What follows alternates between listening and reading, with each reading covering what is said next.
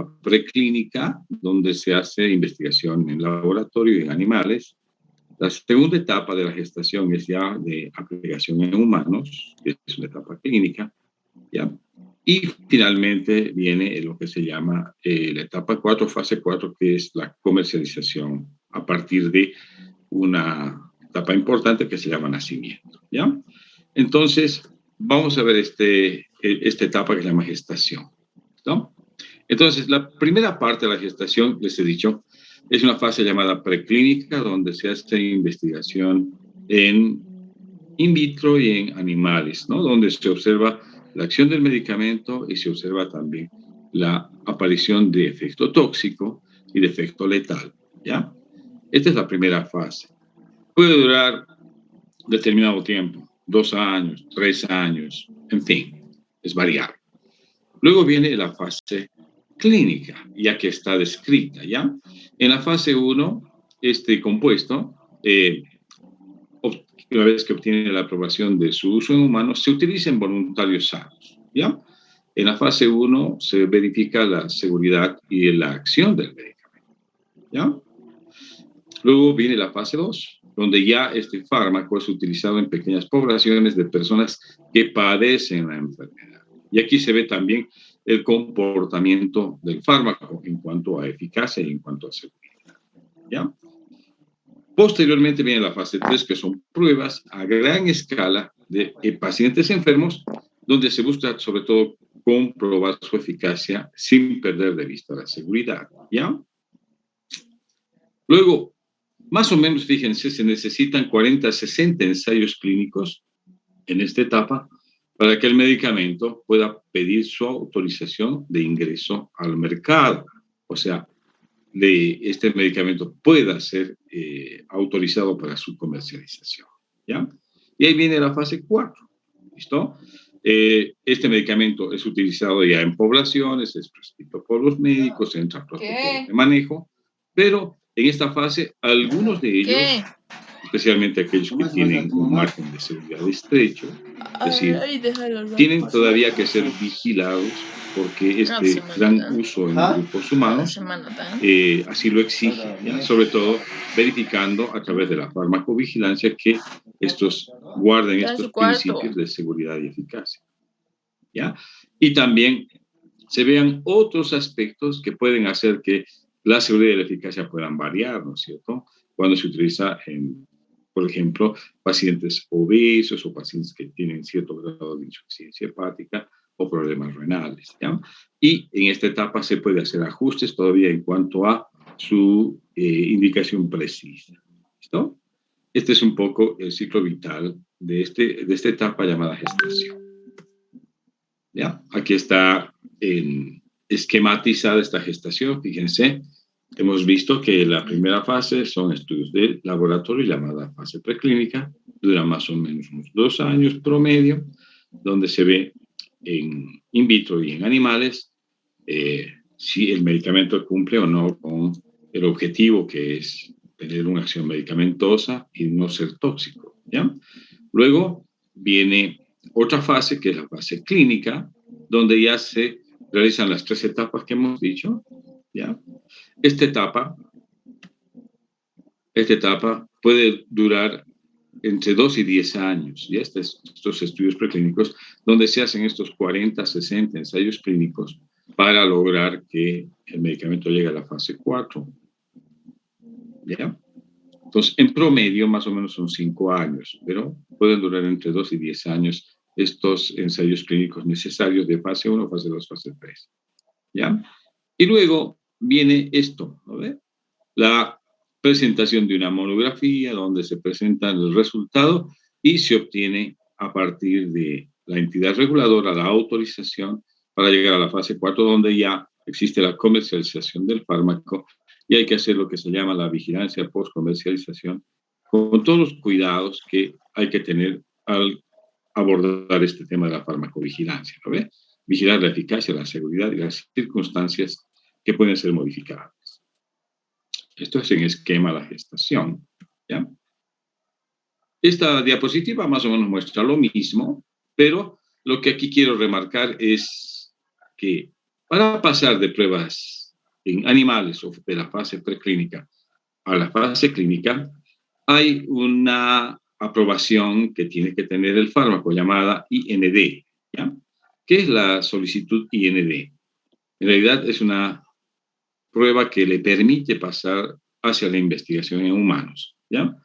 Es la solicitud de exención de un nuevo fármaco, ¿no? Para ser aprobada o para aprobar su uso en humanos, ¿ya? Y cuando se han cumplido todas las etapas de la fase clínica, hay una prueba llamada NDA, que es la aprobación del fármaco para ser comercializado. ¿Estamos? Y a ser utilizado en pacientes. Muy bien. Luego viene el nacimiento. Una vez que el fármaco se gesta, viene el nacimiento. ¿Cuándo se dice que el fármaco nace? ¿Ya? Cuando adquiere su partida de nacimiento, cuando adquiere la patente. El medicamento es registrado y es patentado por el laboratorio que lo investigó, ¿no? Han pasado muchas pruebas, algunos le han puesto una equivalencia económica muy fuerte a todo este proceso. Dicen que el costo mínimo que tiene un fármaco para salir al mercado es de $40 millones. Puede ser más, puede ser un poco menos, pero eso es para que vean ustedes cuánto de inversión necesita un fármaco para llegar al mercado, ¿ya? Esta patente garantiza la propiedad intelectual y este medicamento es registrado por el laboratorio, se le da la patente, nadie más puede utilizar ese nombre ni ese fármaco y finalmente esto es como el carnet de identidad o el certificado de nacimiento de un compuesto que le da más o menos la certeza al laboratorio de que lo invertido debe o puede ser recuperado, pero además está protegido por la entidad reguladora, ¿no? Entonces, cuando el fármaco nace, se le hace también una ceremonia de bautismo, y esta ceremonia de bautismo generalmente es el marketing con que se lanza al mercado, ¿no? Nosotros en países chicos como el nuestro no tenemos mucho marketing de bautismo, ¿no?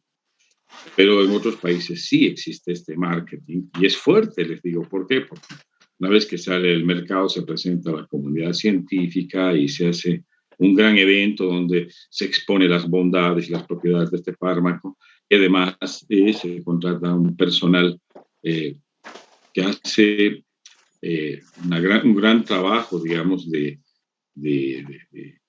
si ustedes quieren, presentación lo mejor posible. Se regalan libros, en algún caso se invita a personalidades para destacar y meterlo al fármaco en todo lo que es la publicidad correspondiente, ¿ya? ¿Ya? Fíjense, el periodo de protección de un fármaco patentado es más o menos 20 años. Significa esto que durante 20 años la empresa o el laboratorio o la firma que lo creó y patentó tiene la exclusividad de su comercialización. ¿Ya? Al cabo de este tiempo ya viene otra etapa. Es el crecimiento y la madurez, ¿no? El fármaco nació, se patentó, se presentó en el segundo de marketing y viene el crecimiento del fármaco, que es el periodo en el cual este fármaco comercializado genera ingresos crecientes al laboratorio productor. ¿Listo? Entonces, aquí ya viene el uso clínico del fármaco o medicamento por médicos, por grupos de médicos, donde este fármaco empieza a ingresar en protocolos, siguen ensayos clínicos donde ven las bondades, las indicaciones, las contraindicaciones y las novedades del uso masivo. ¿Ya? Aquí también se hacen evaluaciones llamadas farmacoeconómicas. En esta etapa, quizás nosotros participamos mucho, todos los médicos del mundo. Y la obligación nuestra es de hacer un uso racional. ¿Vamos? Porque nosotros obtenemos la información a través de revistas científicas o a través de publicaciones a los que estamos suscritos, ¿no? Donde nos llega la información de ensayos clínicos que revelan el beneficio terapéutico, digamos, de determinado compuesto. Y además recibimos el marketing por parte de la visitadora médica, ¿no ven? O el visitador médico para las chicas, ¿no ven? Es una persona que no sabe nada de farmacología, pero sí sabe de publicidad, ¿no es cierto? Yo siempre digo que la visitadora médica es una persona muy simpática, ¿no es cierto? Que tiene la frente muy alta, la lengua muy larga y la falda muy corta, ¿no? Como dice la canción. Entonces trata de convencer al médico de que lo que le está presentando es lo mejor que puede haber en el planeta para tratar no solamente la enfermedad o el objetivo terapéutico buscado, sino para tratar todo lo que el médico enfrente, ¿no? Y lo mismo el visitador médico.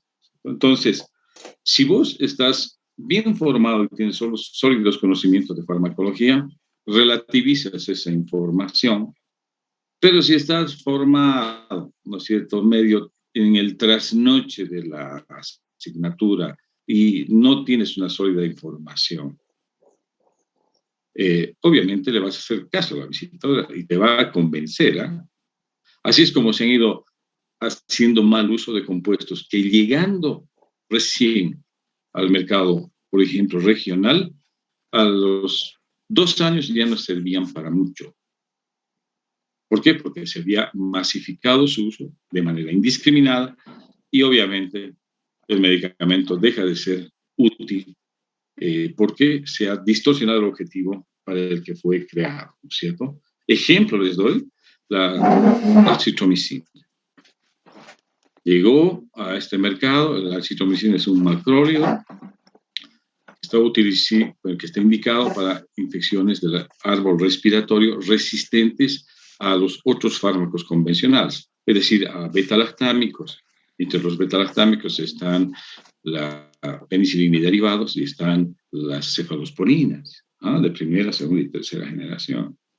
Resulta de que también por un mal uso han aparecido bacterias muy resistentes, ¿no? Hablamos de la Klebsiella pneumoniae, sobre todo, o cepas de Haemophilus, que son resistentes a estos. Entonces aparece la citromicina como una alternativa para uso de infecciones resistentes. Sin embargo, la promoción y el marketing decía que la citromicina servía para todo. Entonces, los médicos empezaron a exagerar con el uso de la citromicina, utilizaban hasta para amigdalitis estreptocócica. Y obviamente, al poco tiempo, la citromicina ya no es ese fármaco indicado para infecciones resistentes, sino se utiliza para todo. Y obviamente, si ustedes ven, hasta para el COVID como manera o como terapia profiláctica se ha recomendado, ¿no es cierto? Cuando en realidad no era necesario. ¿Ve? Entonces, en esta etapa, nosotros sí participamos y lo que estamos obligados a hacer es hacer un uso racional, ¿ya? Luego viene la vejez, ¿no es cierto? La vejez. Los medicamentos envejecen por dos vías alternativas. Uno, cuando la patente comercial expira, ¿ya? Es decir, pasan los 20 años de protección, entonces ya empiezan estos compuestos a competir con otras versiones más económicas y empieza a ponerse viejo. Es decir, ya no es tan prescrito y además ya ha sido vapuleado y mal utilizado por aquellos profesionales no muy capacitados. Esa es una posibilidad. Y la otra posibilidad por la que envejece es que en países como el nuestro no hay una efectiva protección de la patente, ¿ya? Entonces aparecen los fármacos truchos con mucha facilidad. Por lo tanto, a un joven una molécula empieza a competir con otras y por costo, precio, costo, accesibilidad, empieza a dejar de ser utilizada. Esa es otra forma en que pueden envejecer, ¿ya? Y aquí hago otro paréntesis, ¿no? Nosotros seguimos las recomendaciones de la OMS, prescriban genéricos y estos genéricos, en lo posible, que estén avalados por el ministerio, ¿no? Tengan sello de seguridad y de respaldo ministerial. Pero yo te digo, esto es peligroso en nuestro medio. A veces es mejor utilizar los fármacos con el nombre genérico y además ponerle el nombre comercial al lado. ¿Por qué te digo? Porque si yo te receto omeprazol de 20 miligramos, que es un inhibidor de la bomba de protones, así como genérico, hay omeprazol de 4 bolivianos, hay omeprazol de 2 bolivianos, hay de 1 boliviano y hay de 0,50 centavos. El de 4 bolivianos produce el laboratorio Terbol, que es boliviano, tiene la autorización, el visto bueno del ministerio. Los otros, hasta llegar al de 0,50 bolivianos, este de 0,50 es hindú. No sabes de dónde rayos viene. No sabes si adentro de la cápsula hay o azúcar molida o azúcar impalpable o medicamento, pero cuesta 50 centavos. Entonces, si tú le dices al paciente, vaya a comprarse omeprazol y no le especificas estas recomendaciones, va a terminar con una capsulita de azúcar impalpable tratando una enfermedad acidopéptica. Ese es el peligro que tiene en nuestros países que no tienen una entidad reguladora seria la venta libre de fármacos, ¿ya? Y esto atenta contra el ejercicio responsable de la profesión, ¿ya? Y la muerte. Un medicamento muere, obviamente, cuando es retirado del mercado. Este es el certificado de defunción, ¿ya? ¿Ya? Ahora, antes era bueno porque había aparecido otra molécula mejor y obviamente la farmacovigilancia decía que había que sopesar mucho el riesgo-beneficio, ¿no? Y que los efectos adversos a veces ocasionaban la muerte prematura de un medicamento o la muerte natural de un medicamento, ¿ya? Ahora sucede otro fenómeno. Los laboratorios tienen una actividad investigativa tan prolífica, tan dinámica, que ellos son los que quizás ocasionan la muerte de la molécula anterior porque generan, a través de esta vorágine investigativa, nuevos compuestos que desplazan al anterior que fue generado por el mismo laboratorio y a veces lo empujan hacia el desuso, ¿ya? Entonces, lo que acabamos de explicar se encuentra graficado en este algoritmo. Si ustedes se fijan, gestación, nacimiento, crecimiento, madurez, vejez y muerte.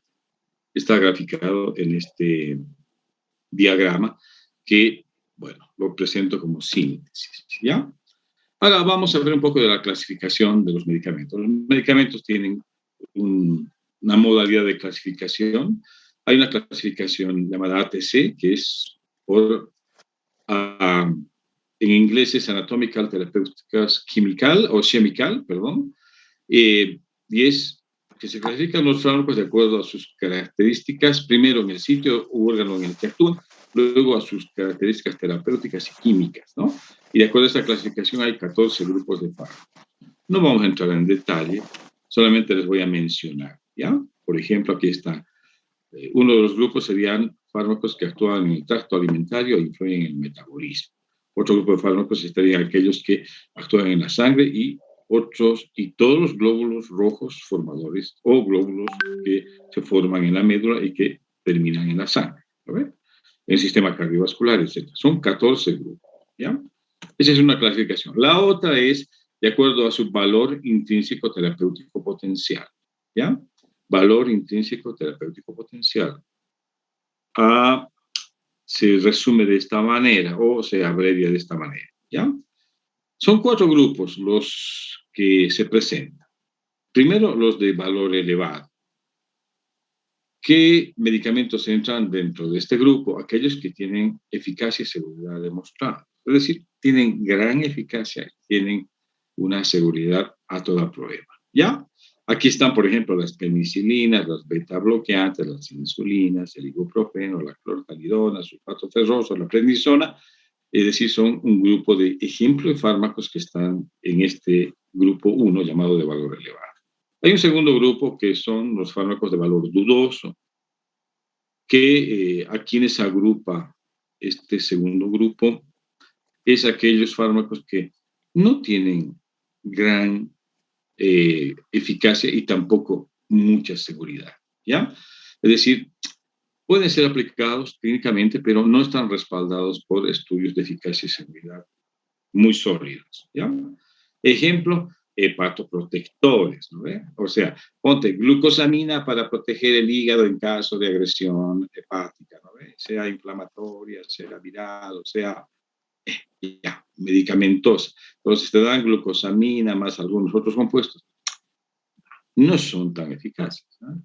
Las enzimas digestivas que se utilizan cuando hay mala digestión, ¿no ven? Son una serie de compuestos que son mejoradores de la circulación, mejoran la motilidad gastrointestinal, tienen un concentrado de enzimas que ayudarían, digamos, a la digestión de, sobre todo, alimentos grasos y que tienen gran cantidad de hidratos de carbono, ¿no? Y lo mismo está acá el ginseng, el ginkgo biloba, que se utilizan como mejoradores de la circulación y como medicamentos para la memoria, ¿no ven? En fin, hay varios. Inclusive aquí está la diosmina y el dolbecilato de calcio, que son vasodilatadores y que mejorarían la circulación en terrenos inflamados, ¿no ven? Son del segundo grupo. Hay un tercer grupo que son de valor relativo, aquellos que vienen en combinaciones, pero estas combinaciones son irracionales, pero están a la venta. ¿Ah? Por ejemplo, ¿no ve? Si un paciente tiene tos, fiebre, entonces, y se sospecha de que hay una infección, entonces viene un compuesto llamado amoxicilina más bromexina más destrometorfano o ambroxol.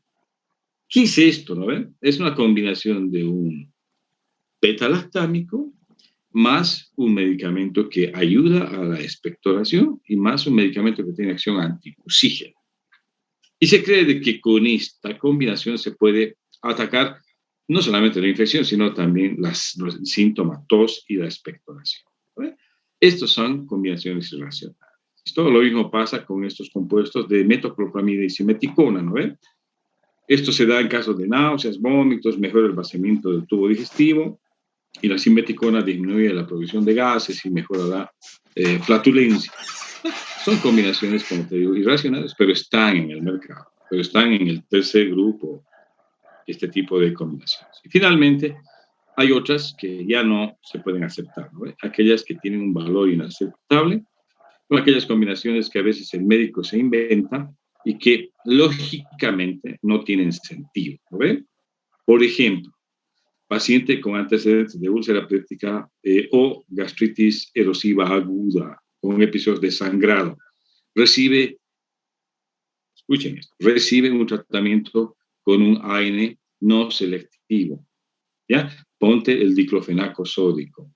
Y además el médico le receta omeprazol, ¿ya? Es decir, este paciente tiene dolor, inflamación y ha recibido el antiinflamatorio, que es gastroagresivo y que puede agudizar un episodio de gastritis y hemorragia. Pero para evitar esto le da el omeprazol. Esta es una combinación inaceptable. ¿Por qué razón? Porque hay que seleccionar medicamentos. No es el único AN, el diclofenaco. Hay otros ANs llamados selectivos que no tienen tanto problema de gastritis y que pueden ser utilizados también en casos de dolor e inflamación. ¿Ya? Y a veces no hay necesidad de asociar otro fármaco para antagonizar los efectos secundarios de otro. ¿Me entienden? Todo esto hace al uso clínico de fármacos. Y esta clasificación para mí sí tiene verdadera importancia, así como la ATC, esta es una clasificación a ser considerada. ¿Ya? Entonces, ¿qué estamos enfrentando ahora? El uso irracional. ¿Ya? Fíjense, esto alcanza dimensiones graves. 200,000 muertes por uso irracional de fármacos. 9 millones de hospitalizados por uso irracional de fármacos. ¿Ya? Y gastos de 76 billones de dólares anualmente. ¿Por qué? Por uso irracional de fármacos. Y si redondeamos las cifras, se dice que la tercera causa de muerte después del cáncer y los problemas cardiovasculares es el uso irracional de medicamentos, ¿no? ¿Y quiénes están metidos ahí? Los médicos. Está metido el paciente, está metido el dispensador, está metido el paciente, la familia y todos aquellos que se involucran en esto, ¿no? Llamado uso irracional. Y está también la visitadora médica, están los laboratorios los que hacen marketing y hasta las propagandas que hacen por internet, ¿no? Entonces, en un estudio que hizo la Organización Mundial de la Salud, este es un estudio medio antiguito, pero esto no ha cambiado, yo les aseguro, en este último tiempo, más del 50% de los medicamentos que se prescriben son dispensados o se venden de manera inadecuada. Preocupante, ¿no? ¿Ya? ¿Cuál es el ambiente del uso irracional? Involucra a mucha gente, al médico, al que vende, o sea, médico, farmacéutico, al laboratorio que lo fabrica. ¿Por qué? Porque, lógico, ¿no ven? Manda visitadoras cada vez más elocuentes, ¿sí? Y manda también spots publicitarios por internet, ¿no? Donde dice, no, cómprate tú de la farmacia, no vayas al médico. Ese es el mensaje, ¿no ven? Al comunicador que a veces recibe más dinero y obviamente pone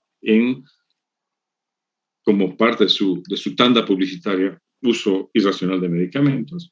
Al usuario final es al paciente ese que no ha entendido mucho, pero te asegura que va a cumplir una terapéutica, ¿ya? A la comunidad científica que no investiga lo suficiente para hacer farmacovigilancia y finalmente a la autoridad sanitaria. Es decir, ¿quién se hace cargo de la venta de medicamentos autorizados? Es el CEDES, ¿no?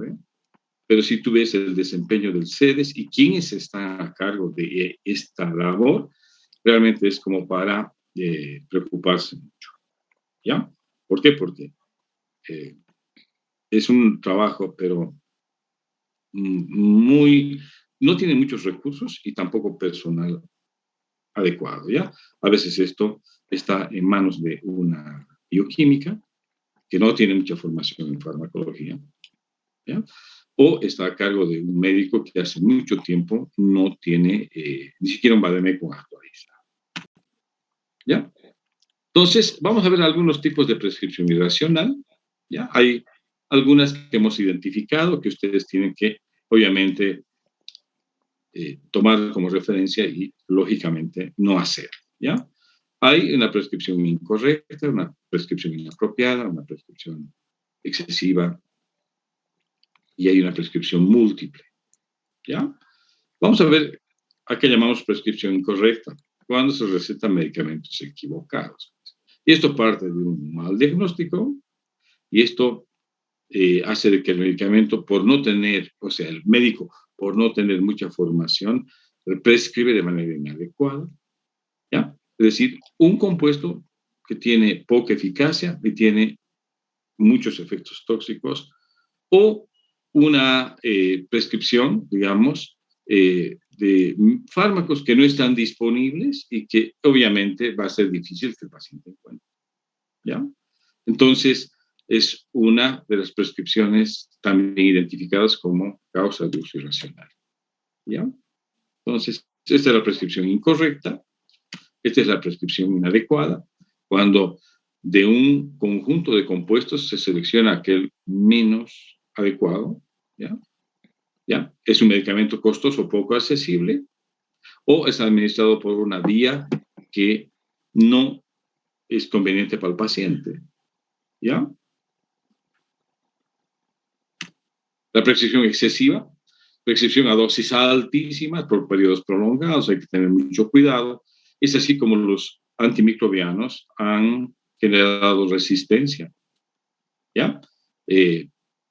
En promedio de 7 a 10 días, una prescripción para, pónganse, una faringoamigdalitis estreptocócica, es suficiente, hasta 14 días como máximo. A ver, se le puede dar un betalactámico, pero si tú le das por más tiempo, puedes generar resistencia. Entonces, esa es una prescripción excesiva, ¿no?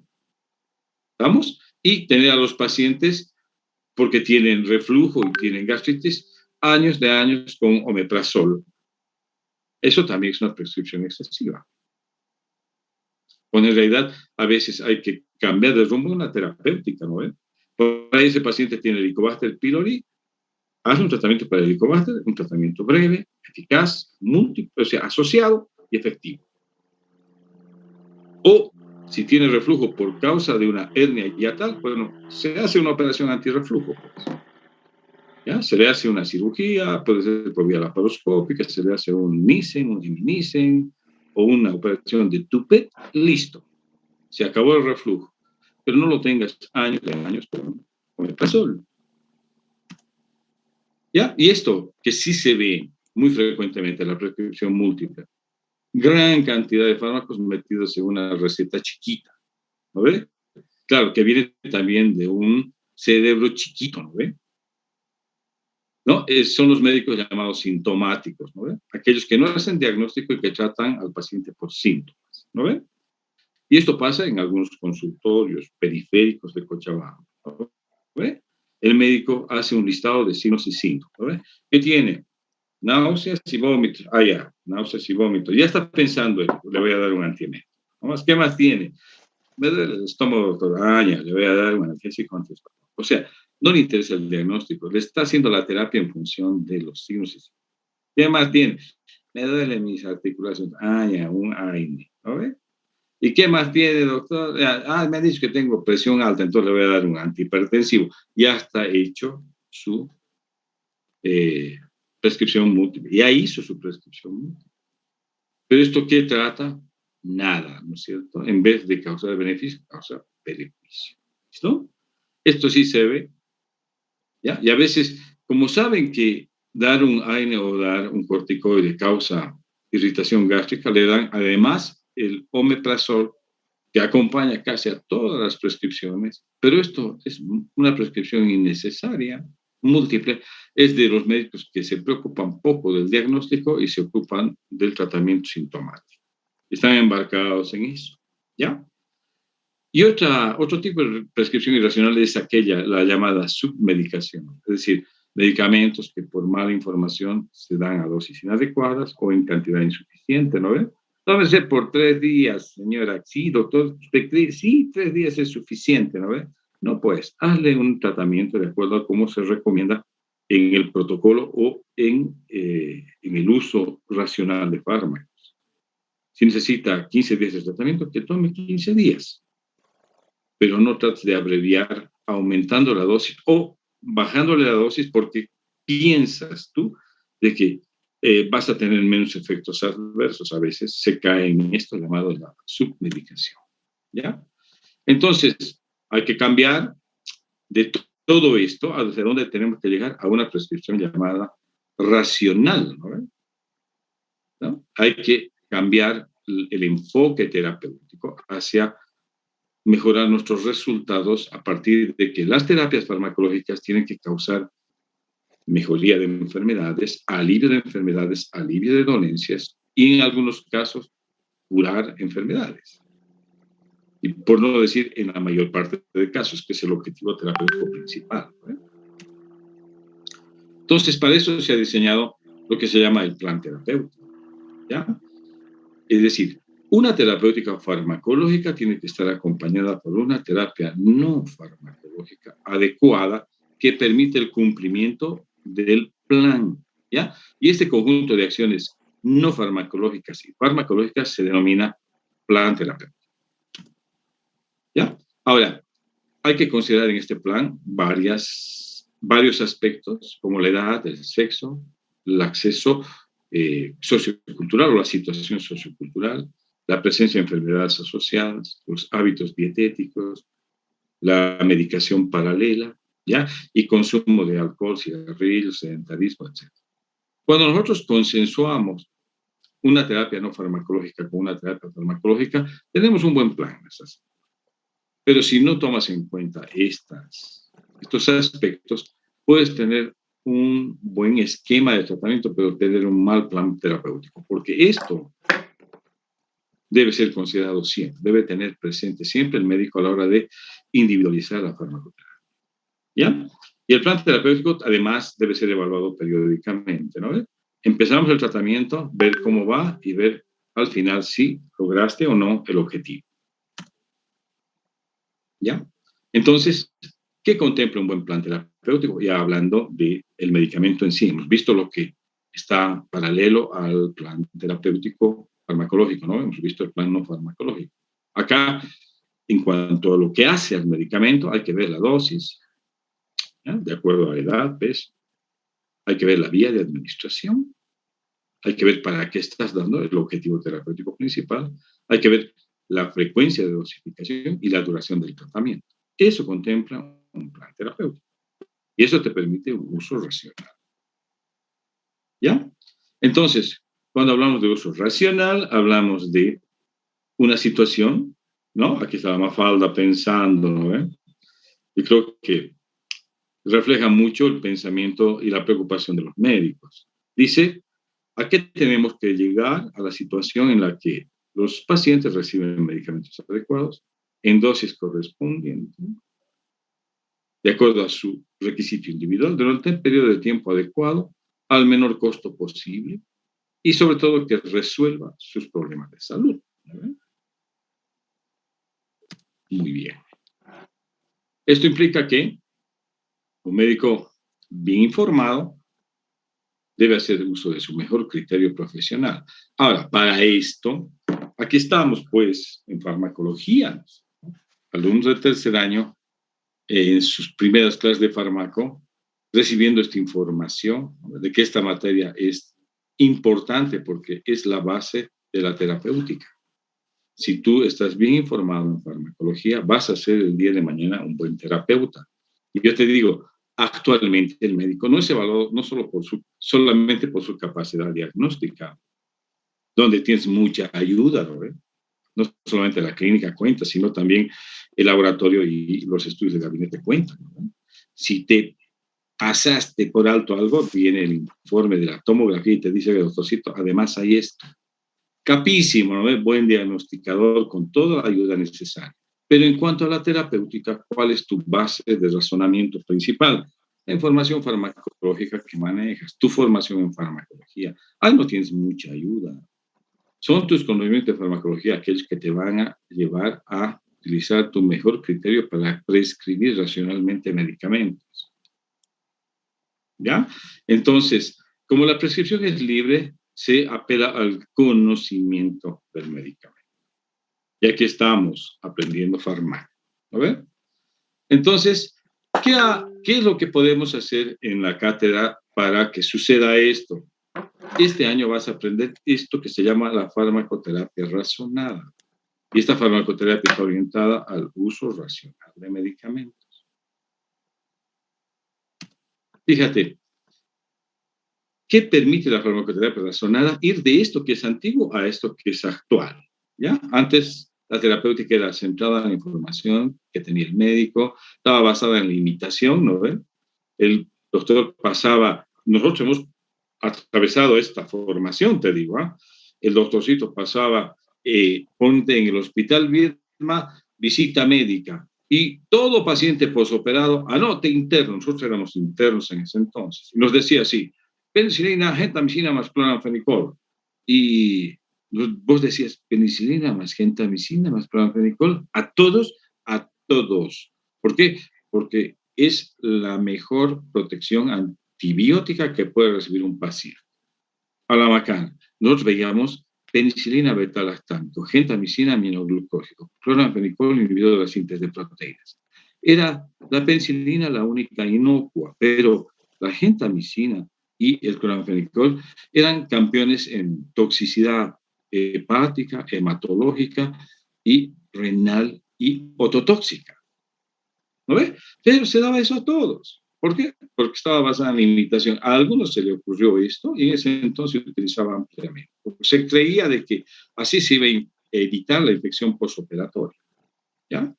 Y esto estaba sustentado obviamente en la práctica personal. ¿No? Oiga, doctor, ¿dónde he hecho especialidad? Yo he hecho en la República de México. Ah, muy bien. Oiga, doctor, ¿y usted dónde ha hecho? Yo he hecho en Chile. ¿No? Y te voy a decir lo que nos han enseñado allá. Entonces, cada uno traía su experiencia personal y trataba de imponer. De esto, con la farmacoterapia personal se llega a esto, ¿no? A una terapéutica orientada al paciente, basada en evidencias o en estudios de investigación que sustentan o sostienen esta terapéutica, y a una terapéutica multidisciplinaria, es decir, no importa de dónde venga ni qué especialidad tenga. Si vamos a hacer el manejo de un paciente y es necesario que estén más de uno o dos especialistas, es multidisciplinaria. ¿Ya? Muy bien. Entonces, ¿en qué se basa la farmacoterapia razonada? En la resolución de problemas. ¿Ya? Entonces, ¿a qué llegamos cuando hacemos esta farmacoterapia razonada?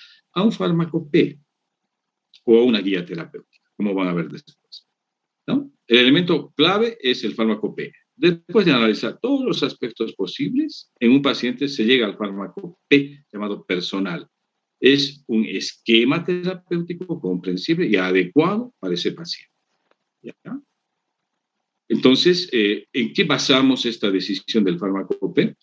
En, obviamente, eficacia, seguridad, conveniencia y costo. Hay que dar el fármaco más eficaz, menos tóxico, que el paciente acepte y que cueste lo menos posible. ¿Ya? Entonces, este es el nuevo paradigma y que vamos a seguirlo hasta que se agote este modelo. Yo creo que tiene muy larga vida y obviamente va a ser una especie de temporizador de tu actividad profesional, ¿ya? Porque está dirigida al uso racional de medicamentos, ¿ya? Eficacia, seguridad, conveniencia y costo, ¿ya? Entonces, vamos a ir viendo. La selección de medicamentos en base a estos parámetros de eficacia, seguridad, calidad y costo te permite hacer lo que se llama el posicionamiento terapéutico, ¿ya? Es decir, ¿qué lugar ocupa ese esquema en la terapéutica de la enfermedad que estás tratando? A esto se llama posicionamiento terapéutico. ¿Y esto en qué está basado? En la evidencia científica. Es decir, si hay trabajos que respaldan el uso al que le estás dando al medicamento y si hay otros que respaldan tu accionar en terapéutica con ese tipo de esquema de tratamiento. Muy bien. Entonces, esta selección de medicamentos es un proceso continuo, multidisciplinario y participativo. Todos los profesionales nos basamos en este criterio llamado de selección del medicamento P, siempre teniendo en cuenta estos parámetros que les dije, ¿no? Fíjate, profesional que trabaja en un hospital y el hospital que pertenece a un servicio de salud y este servicio de salud pertenece a un ministerio. Todos estamos involucrados en el uso racional, ¿no ven? Entonces, aquí vamos a dar un ejemplo de posicionamiento terapéutico y dice, ¿qué lugar debe ocupar el esquema de tratamiento que estás tú decidiendo en un esquema de tratamiento? Si está basado en la evidencia científica, puedes ubicar tú racionalmente como primera elección o de segunda elección o de tercera elección. ¿Vamos? Entonces, fíjate, esta es una escala de el dolor propuesta por la Organización Mundial de la Salud. Esto es para pacientes que tienen dolor como síntoma principal, ¿no ven? Entonces, para el dolor hay analgésicos de todo tipo, ¿listo? Entonces se dice, para el dolor en la escala 1, ¿ya? Es suficiente un medicamento que puede ser un AINE, que puede ser, póngase el paracetamol o puede ser la aspirina. ¿Estamos? Esto es para un dolor grado 1. En la primera escala del dolor hay que tratar con esto. Pero si el dolor es persistente o aumenta, el posicionamiento cambia, ¿no ve?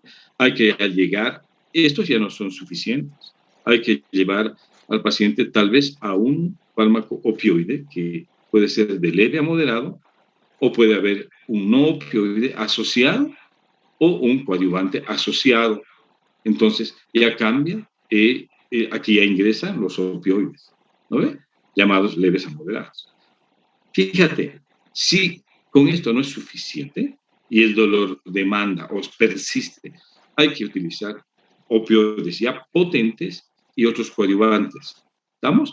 El objetivo es dar un uso racional al dolor, de acuerdo a una escala llamada escala analgésica. Entonces, este es un ejemplo que les digo, y esto pasa también con infecciones, esto pasa con otro tipo de patologías, donde se debe ubicar al fármaco como de primera elección, de segunda elección o de tercera elección. ¿Entienden? ¿Ya? Y para esto, obviamente, ¿qué es lo que define? Es tu sólida formación en farmacología y, obviamente, la solvencia de tu terapéutica en cuanto a respaldos de trabajo de investigación. ¿Ya? Entonces, este uso racional de medicamentos nos lleva a dos resultados, les dije. Si es en cuanto a lo que es el médico al medicamento P. Y en cuanto a lo que es el grupo de trabajo hospitalario, a la formulación de guías farmacoterapéuticas. ¿Estamos? O sea, los médicos tenemos nuestros medicamentos P. En nuestro accionar de hospitales, clínicas, consultorios, para determinados pacientes tenemos nuestro esquema de tratamiento. O lo vamos afinando en la medida que vamos considerando variables. En cambio, en los hospitales a veces nos juntamos entre servicios y hacemos una guía farmacoterapéutica. Y este es el resultado de un trabajo multidisciplinario. ¿Ya? Aquí está el medicamento P, producto del accionar del médico, y guías farmacoterapéuticas como resultado de trabajo multidisciplinario.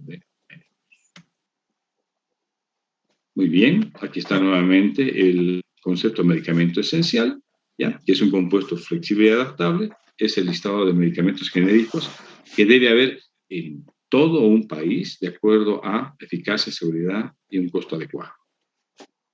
¿Listo? Y ya estamos terminando. ¿Listo? Este programa de medicamentos esenciales tiene una historia. En nuestro país se inició el año 1991. El gobierno holandés apoyó este programa de medicamentos esenciales. Luego, en el 2003, hay ya algunos logros y se promulga la ley del medicamento, ¿ya? Que garantiza la llegada de estos fármacos esenciales al sector público. Y ya a partir de ahí, ¿no es cierto?, el 2003 ya comienza la construcción de este laboratorio de control de calidad de medicamentos para que haya medicamentos autorizados comercializándose y no contrabando. Esto es más discurso que realidad. ¿Okay? ¿Estamos? Los medicamentos, ¿para qué sirven? Para prevenir, para aliviar, para controlar, para diagnosticar, para curar. ¿Ya? Ahora, el error ya sabemos de quién viene, hay que tener mucho cuidado con ese entorno. ¿Listo? Y con esto habríamos terminado la clase de hoy. Espero que haya sido comprensible, la hemos hecho de manera dinámica y esperemos de que haya llegado a aclarar las dudas que a veces uno tiene cuando por primera vez está llevando esta asignatura, ¿no? Si hay alguna pregunta, ahora sí ya más o menos puedo saber. Levantan la mano y yo puedo habilitar el micrófono si ve alguna pregunta. Si no, bueno, por hoy habríamos concluido y continuamos mañana con el tema siguiente. ¿Alguien quiere tomar la palabra? ¿Alguien quiere hacer alguna pregunta? Levante la manito, ¿ya? Yo le habilito el micrófono.